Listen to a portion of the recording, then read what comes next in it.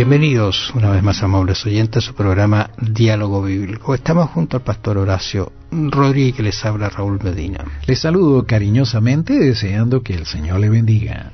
En este concepto de misión y mensaje, Pablo introduce también un término que ha causado a veces un poquito de desconocimiento, entender qué está hablando Pablo cuando habla de la ley. ¿Qué dice Pablo y la ley en realidad? Y aquí tenemos Romanos 1:31 justamente, que podría traernos alguna dificultad. Luego, por la fe, ¿invalidamos la ley? En ninguna manera, sino que confirmamos la ley. Bueno, tenemos que considerar que Pablo, hay quienes se basan justamente en el libro de Romanos para decir de que la fe quedó de lado, que nosotros no podíamos cumplir la ley, así que el Señor optó porque Cristo la cumpliera y con eso suficiente. Creo que no es eso lo que está diciendo Pablo, porque el Señor vino a enseñarnos cómo nosotros debíamos obedecer. La ley no ha sido abolida. Ahora, lo que Pablo está diciendo a los romanos es que la ley no salva, es algo diferente. La ley no salva a nadie. Ellos estaban tratando de salvarse por las obras de la ley. Yo guardo la ley y me salvo. No es así. Yo no me salvo por la ley. Yo me salvo por la sangre de Cristo. Eso es lo que me salva. Pero al mismo tiempo, el Señor me enseña que yo debo obedecer. ¿Ah? El Señor me ayuda, así como el Señor Jesús lo hizo, porque el Señor cuando guardó la ley, no lo hizo en base a su divinidad. No lo hizo en base a lo que Él podía por su fuerza. Él usó los mismos elementos que nosotros podemos utilizar. Recordemos que el Señor Jesús dependía del Padre. ¿Por qué? Él dependía del Padre porque estaba enseñándonos a vivir como debemos vivir. No porque Él necesitara. Recordemos que Jesús es igual al Padre. Él tiene los mismos atributos del Padre. Ahora tenemos que ver que a veces la situación se torna un poquito complicada porque la expresión ley la usa de diferentes maneras y la única forma que uno tiene como para darse cuenta de qué ley está hablando es mirar con tranquilidad el contexto que Pablo está hablando. Acá en nuestra guía de estudio no tenemos varios casos que pueden traernos confusión si no miramos el contexto. Por ejemplo, la palabra ley, él la escribió de estar bajo la ley, dice Romanos 3:19. Fíjate, interesante.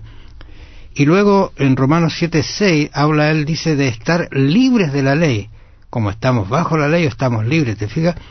Describió una ley de pecado, Romanos 7:25, pero también una ley santa. Fíjate las contradicciones. Entonces uno dice, bueno, ¿de qué está hablando Pablo? Y claro, si alguien va y toma solamente Romanos 3:19, que estamos bajo la ley, pero también hay que ver el contexto de qué está hablando Pablo. Claro, ¿sabes?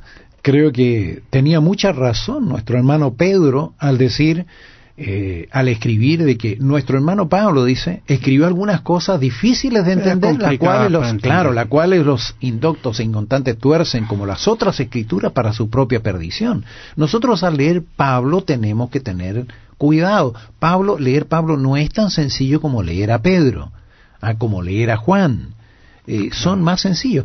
Pablo, por su educación, por su formación, tenía una forma de escribir un poquito más difícil. Entonces nosotros tenemos que ver el contexto, tenemos que ver por qué está diciendo eso, a quién se lo está diciendo, en fin, los términos que él está utilizando.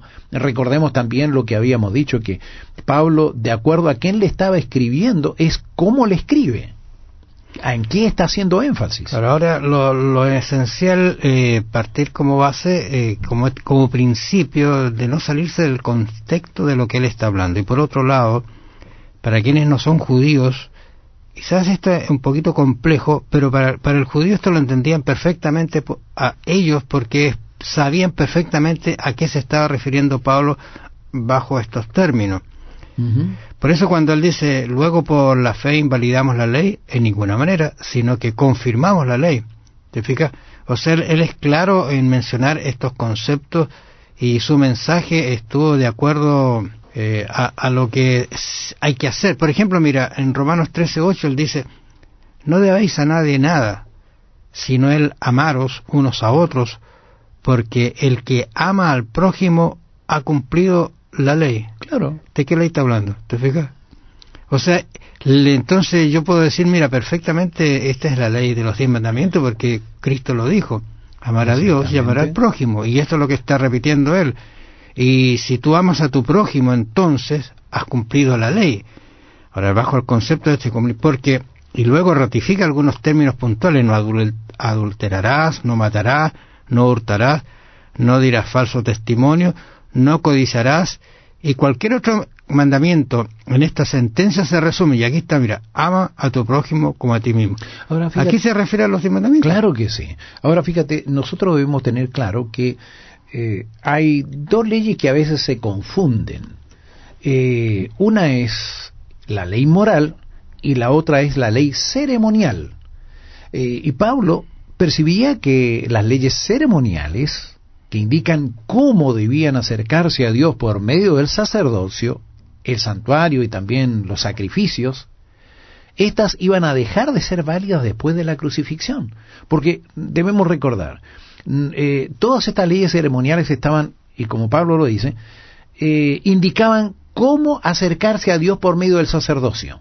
Estaba el sacrificio del cordero, cosa que después de la muerte de nuestro Señor Jesucristo no hubo necesidad de seguir haciéndolo. Pero fíjate un detalle, ¿sí?, en siguiente que me olvide.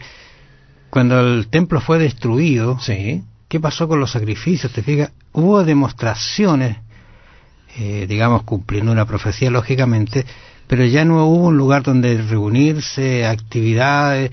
Lo mismo ocurrió, ¿no es cierto?, cuando Cristo muere, el velo del templo, ¿no es cierto?, se rasgó de arriba abajo. Y eso quedó a la luz de todas las personas. Claro, o sea, sí, hay una serie de cosas. Entonces, el énfasis que Pablo hace a veces a la ley se refiere a esta ley que pasó, que dejó de existir porque ahora Cristo cumplió todos los propósitos de la ley. Sí.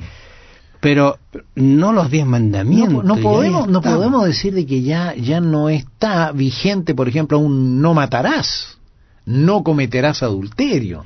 Fíjate, sería muy difícil. Por eso que allí en 1 Corintios 7:19 dice, la circuncisión nada es y la incircuncisión nada es. O sea, ¿de qué está hablando? Está hablando este concepto de estos ritos que había, ¿no es cierto? Sino el guardar los mandamientos de Dios. Y aquí se refiere a la ley de Dios. O sea, algunos pueden argumentar, no, Pablo habló de que los mandamientos ya no existen, ahora solamente Cristo. Ese es un error teológico muy grande. Mira, cuando él dice, por lo cual desechando la mentira, hablad verdad cada uno con su prójimo, porque somos miembros los unos de los otros. Airaos, pero no pequéis. No se ponga el sol sobre nuestro enojo. Qué lindas recomendaciones, ¿no es cierto?, para tener una vida saludable. Ni deis lugar al diablo. El que hurtaba, y vuelvo otra vez, te fijas, él está hablando de este concepto de la ley de Dios de guardarle. El que hurte, no hurte más, sino trabaje haciendo con sus manos lo que es bueno, para que tenga que compartir con el que padece necesidad. Concepto de amor entre los hermanos. Esto es la ley de Dios que no ha cambiado, y Pablo ratifica con sus hechos y sus palabras. Gracias, amables oyentes, por su atención. Nos encontramos mañana. Bendiciones. Con la ley moral de los 10 mandamientos, el tema de Pablo es diferente. Cita alguno de los 10 mandamientos y alude a otros, como demanda ética universal para todos, judíos y gentiles. Recuérdelo. Piense en ello. Será hasta mañana.